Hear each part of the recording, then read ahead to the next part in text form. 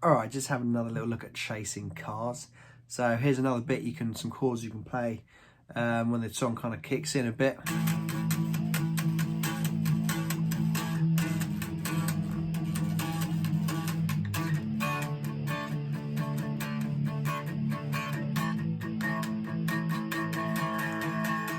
So similar to this, look. So I've got this power chord, but we're going to go on the 5th fret on the E string. So yeah, power chord there on the 5th fret. And you're just going to strum this time. 4, 5, 6, 7, 8. And then move your finger down, just like the intro. 1, 2, 3, 4, 5, 6, 7, 8. Or you can count 1, 2, 3, 4, 5, 6, 7, 8. 1, 2, 3, 4, 5, 6, 7, 8. 1, 2, 3, 4, 5, 6, 7, 8. 1, 2, 3, 4, 5, 6, 7, 8. And you're going to go to a D chord, D major. 2, 3, 4, 5, 6, 7, 8. A, 2, 3, 4, 5, 6, 7, 8. 2, 3, 4, 5, 6, 7, 8. Thank you.